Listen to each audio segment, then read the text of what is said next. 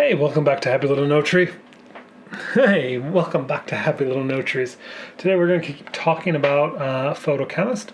We've got one more in this series to talk about the input-output config. Is the last chunk. This should be a short video.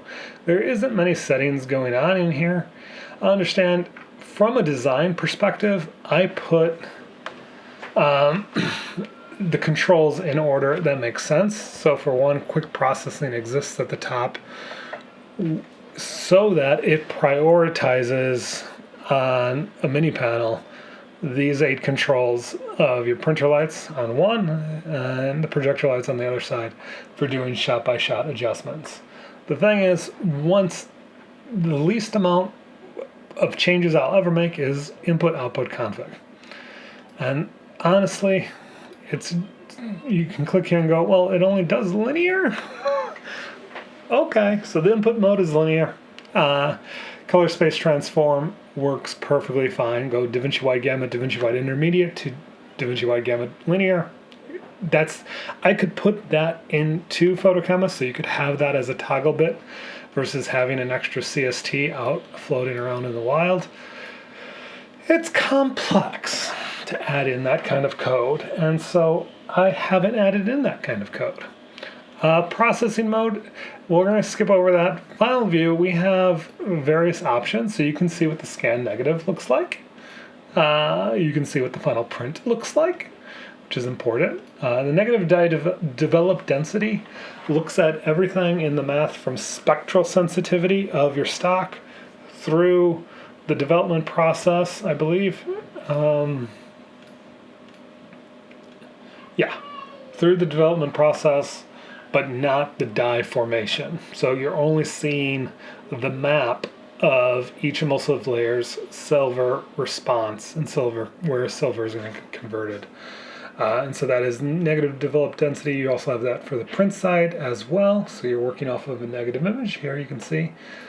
Negative dye absorption. This is now the color of the dye that has been formed through the development process attached to your image. And transmission is looking at, if that is the dye that light is going through, this is the light that remains, that when it all put together, if you stack these up and multiply them, you would end up with that final image. And so that's what you're kind of seeing with between print absorption and print dye transmission. Negative to print. Diagnostic modes, none of them work right now. The coding for them is tricky. When I released this, I hadn't really got into that, but you're going to be able to see the HD curves just as an on-screen. This is the shape, and this is how the controls affect the shape of the curves. Or the negative dye colors and stuff like that. There's some diagnostics that I still need to add in, and they're going to be coming.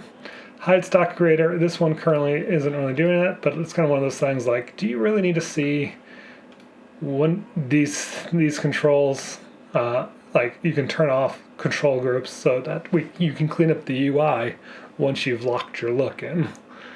That's something that is going to be coming. And then you can go click over, and it'll just bump you out to my website so you can see how to use the plugin and check for updates and more tools and stuff like that. Negative to print, this is where we get to break things out to say,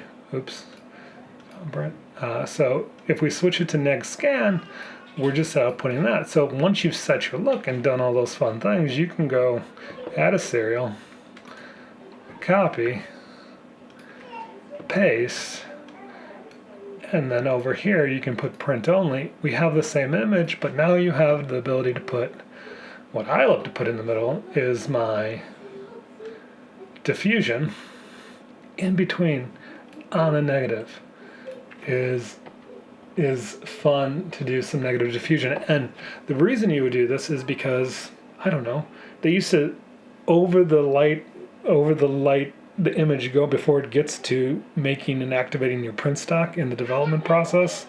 When they were doing the printing, they would put like pantyhose and do negative diffusion on the negative. And it really just makes some fun images. You want to just set that to linear, and then from there you can have some fun with how it's going to shape your diffusion. But quite simply, or you can, jag some values around and work your own printer light system on that negative out in the wilds there. But it just allows you can also, I haven't really tested it with bringing in a negative and feeding it in, but that is totally valid as well. So hopefully this was a quicker video, kind of looking at the different things you can do with input-output config. Still putting more code into this system. Keep following along as it gets developed, and I'll see you in the next video.